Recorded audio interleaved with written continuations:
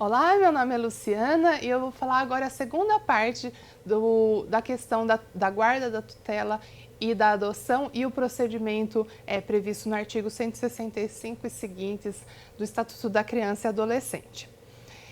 No bloco anterior eu estava falando e terminei falando dos tipos de guarda, né, que é a forma, vamos dizer assim, menos rigorosa para que uma criança fique sobre a responsabilidade de pessoas que não são a sua família natural, né?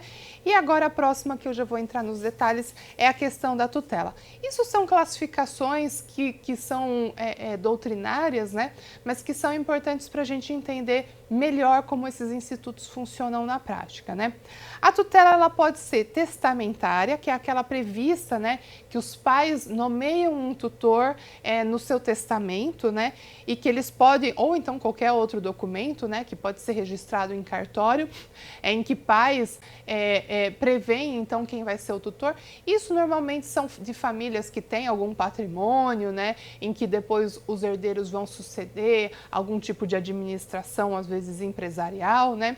Então, esse é um instrumento previsto, né, e que pode ser colocado para você nomear qual que vai ser a pessoa que vai cuidar dos filhos no caso de ausência ou morte dos genitores, né.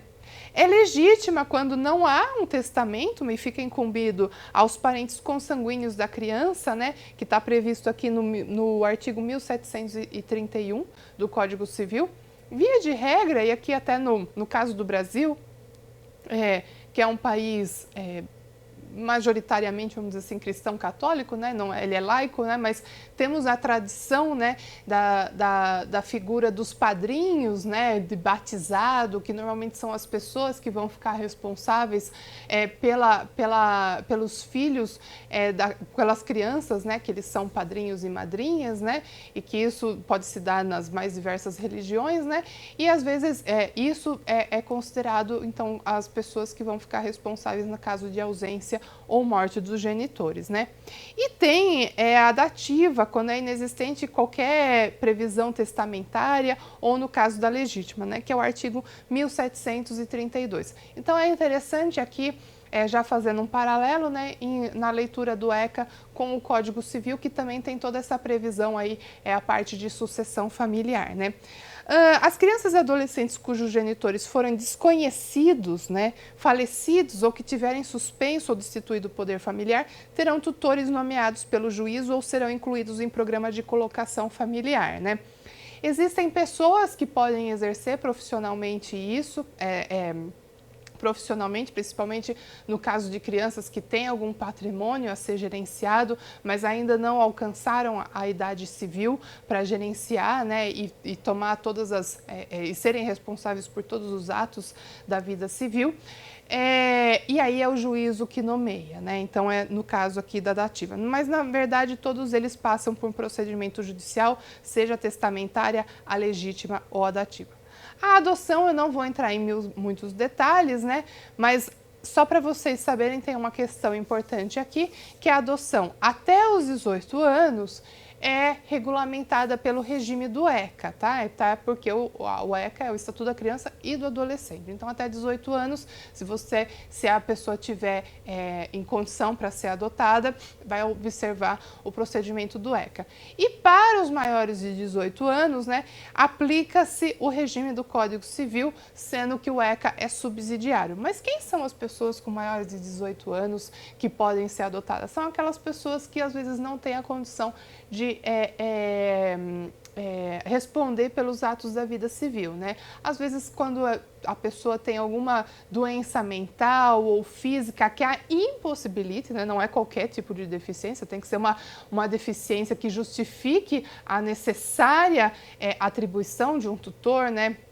Ou de uma pessoa que fique responsável pela vida e pela integridade dessa pessoa, né? Então, ela pode ter mais de 18 anos, mas ela ainda ser considerada civilmente incapaz para os atos da vida civil, né? Mas aí, nesse caso, se você quer adotar uma pessoa maior de 18 anos que tem essa incapacidade, se observa as regras do Código Civil, sendo que o ECA se aplica subsidiariamente, tá? E aqui a gente já vai entrar, então, brevemente, né, eu não vou entrar nos muitos detalhes, né, da colocação da família substituta, né? Porque então, assim, como que eu faço então o procedimento, né? O ECA é um documento muito complexo, né? Porque ele abarca uma série de elementos, né? E de áreas do direito, né? Então tem a parte de sucessão, a parte de infração, né? E o capítulo 3 do ECA entra toda na parte de procedimento. Então, o ECA tem essa característica de ter o direito material, né? Então, ali os direitos e deveres previstos na parte do direito material, mas também tem uma questão processual, né? Na previsão dos procedimentos. Então, tudo aquilo que foi previsto lá no artigo 20, 30, né? Que eu comentei, da guarda, da tutela e da adoção, todo o procedimento, né, ou seja, como que isso vai funcionar seja perante o cartório ou seja perante um juízo, né, estão previstos no artigo do 165 ao 170. Claro que também sempre, né, assim como é a regra, né, no ordenamento jurídico, né, todo o procedimento também tem que ser observado, né, e complementado por regras do Código de Processo Civil. Então, no caso, né, de lacunas ou de não previsão de um procedimento específico do ECA, aplica-se o Código de Processo Civil. Aqui, o artigo 165 só fala dos requisitos para concessão dos pedidos de família substituta. E o que o artigo 165 prevê, né? Prevê todos os elementos que tem que ter contado, que tem que constar no processo, né? A qualificação completa do requerente, né? Eventualmente do seu cônjuge, né? Então, se eu quiser exercer a guarda, a tutela ou a adoção de alguém, eu tenho que me qualificar com todos os meus atributos, né? Que me colocam como pessoa civil, né? Indicação de eventual parentesco do requerente, do cônjuge, né, com a criança, né? Aí, nesse caso, é exatamente para facilitar aquela colocação, se ainda mais se eventualmente em família substituta, né? A preferência de família extensiva, né? Então, ou seja, pessoas que já têm algum grau de parentesco, algum grau de afinidade ou algum grau de afetividade com essa criança ou com esse adolescente. Aí a qualificação completa da criança, adolescente e dos seus pais, quando conhecidos também.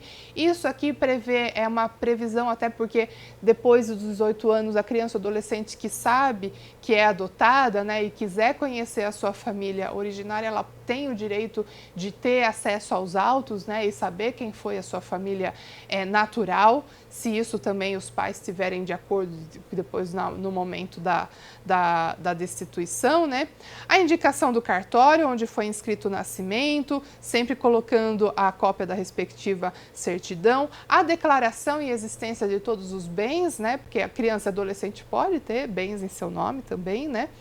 E aí, em se tratando de adoção, observar todos os requisitos específicos do ECA, que é o do 39 ao 50, tá?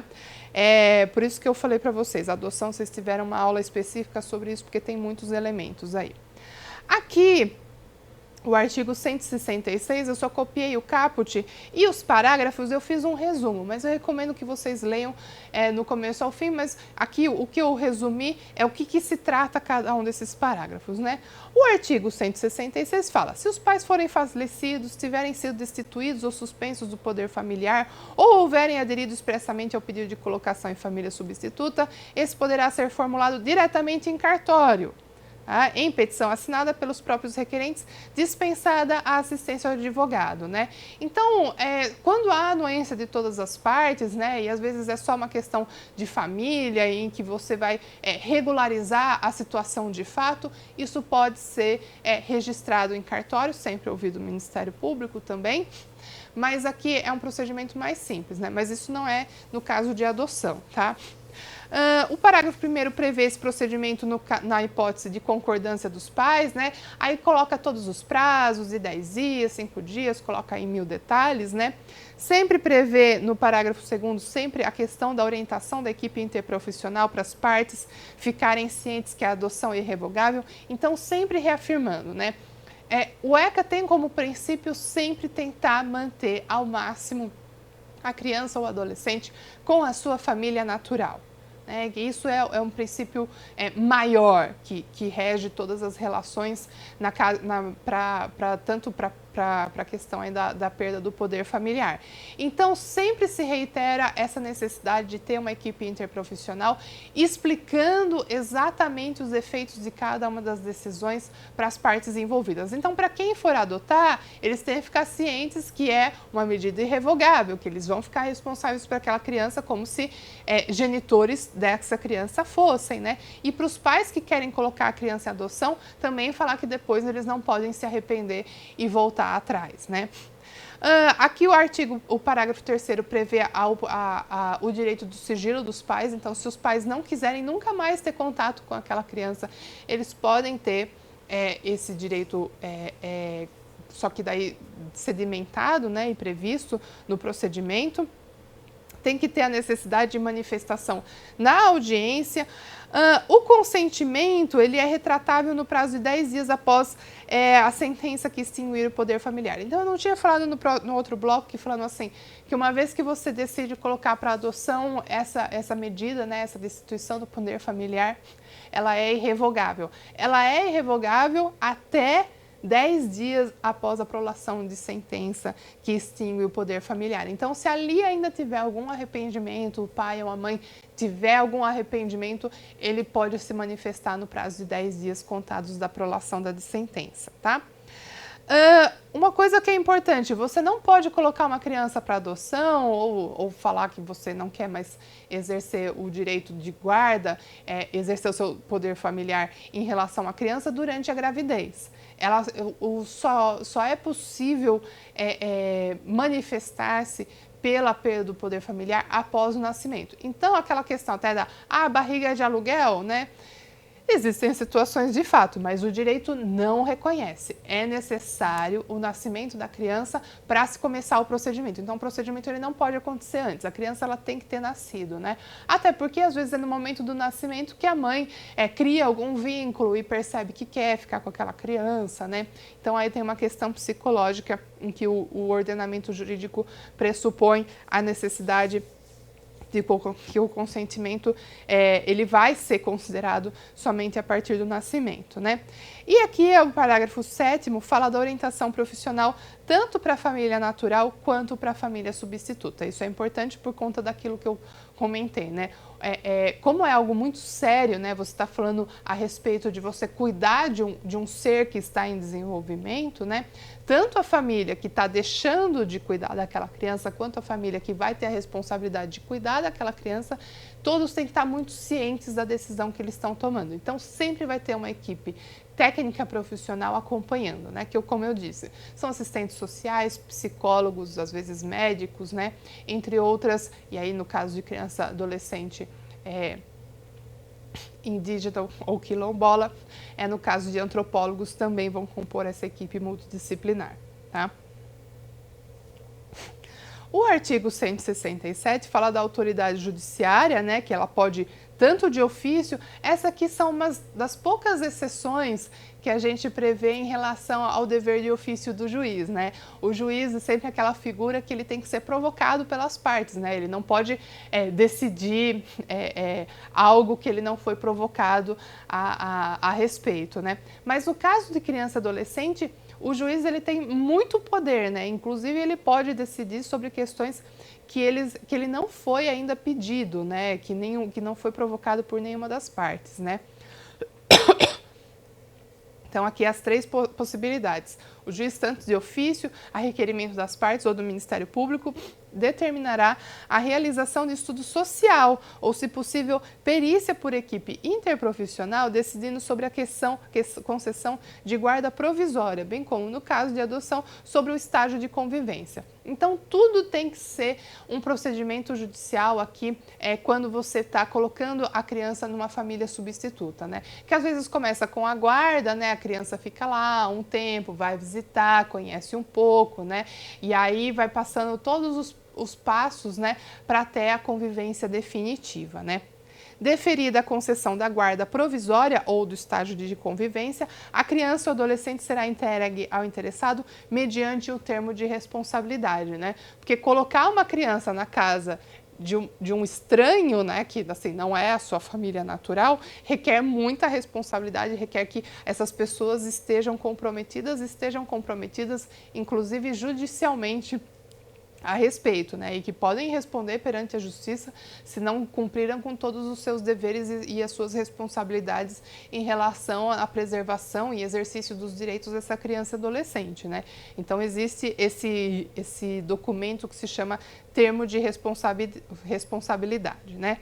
Existe o documento que chama também relatório social ou laudo pericial, né, que aí é feita pela equipe, né, normalmente os assistentes sociais que acompanham a criança e o adolescente, que aí, sempre lembrando daquele princípio que eu coloquei lá no início, né, sempre que possível a criança e o adolescente é ouvida e é levada em consideração a sua opinião, considerando o seu estágio de desenvolvimento, né.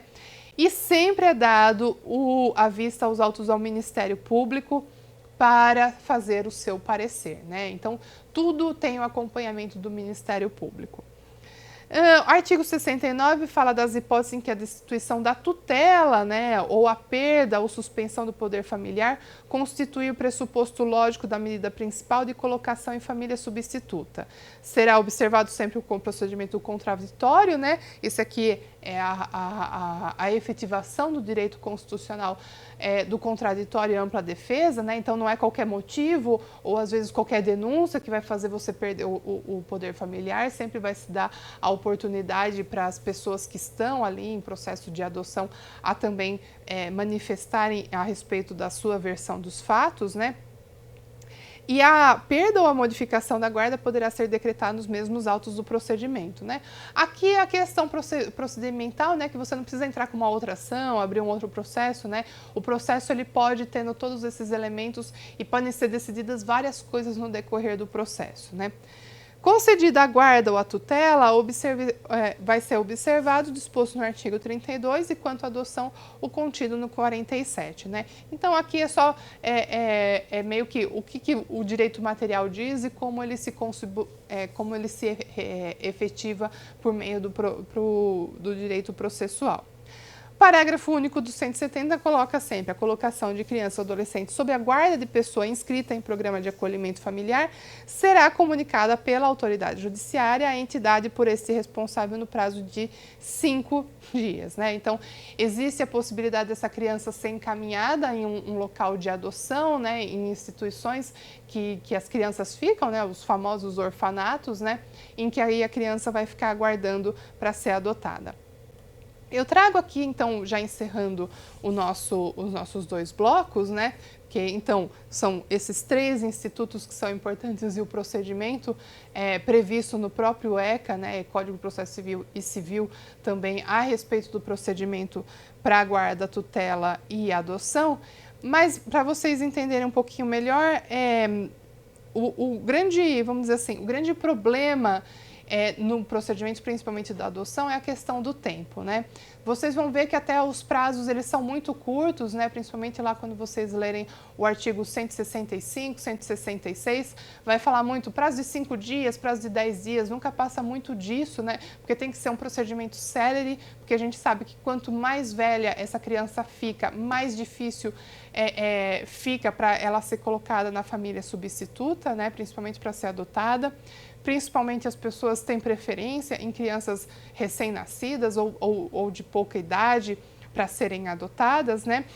E aí agora o Conselho Nacional de Justiça, ele instituiu o Sistema Nacional de Adoção e Acolhimento, né, que é uma forma de usar a tecnologia a favor do serviço e agilidade do processo, né? Porque daí todos os juízes, todas as varas da infância e juventude cadastram nesse sistema nacional para falar onde a criança está, né? Para ver quais são os interesses, né? Porque daí é ali que fica listado todas as pessoas que se cadastram, que querem manifestar o interesse em adotar, e ali também nesse cadastro fica do outro lado todas as crianças disponíveis ou aptas para serem adotadas, né? Então, assim, as crianças que já tiveram o vínculo familiar destituído, né? Elas não têm ninguém, a família não exerce mais o poder familiar, então essas crianças, elas são colocadas para o processo de adoção. e do outro lado as famílias ou as pessoas também, né, que é possível também fazer a adoção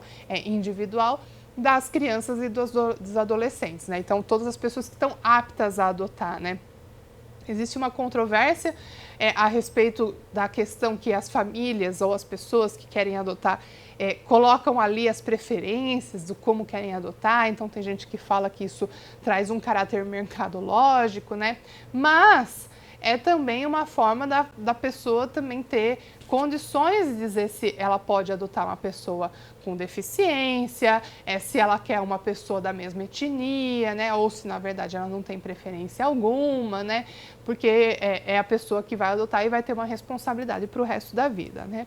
Mas o Sistema Nacional de Adoção e Acolhimento, né? Ele foi criado em 2019, então é muito recente, mas ele tentou agilizar esse procedimento.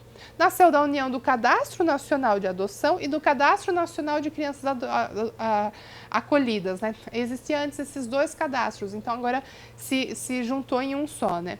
E aí o Comitê Gestor dos Cadastros Nacionais, instituído pela Portaria Conjunta do CNJ, tem o objetivo de subsidiar a elaboração e o monitoramento de políticas judiciárias, né? É o responsável pela gestão do Sistema Nacional de Adoção.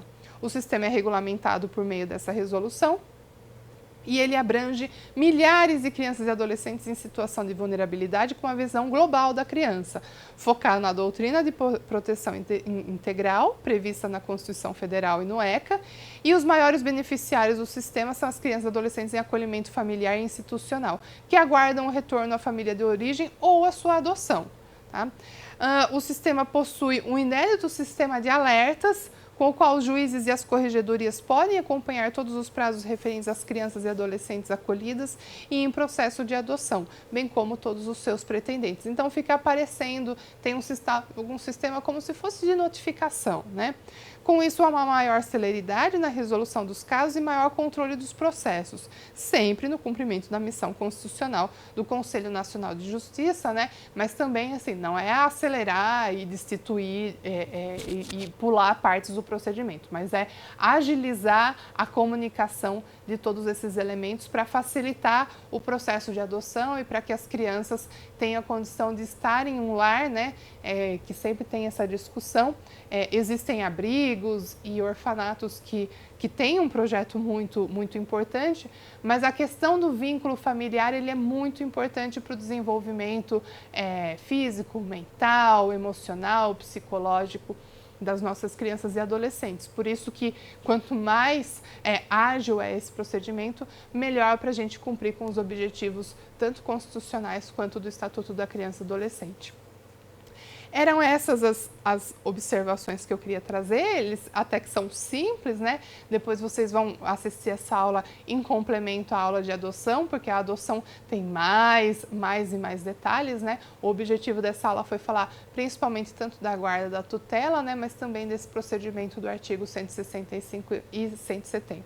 Mas a leitura desses artigos já é muito bem explicativa, tá? Então não tem muito segredo em relação a isso. Eu agradeço a atenção de vocês e encerramos então essa aula sobre os direitos da criança e adolescente. Muito obrigada.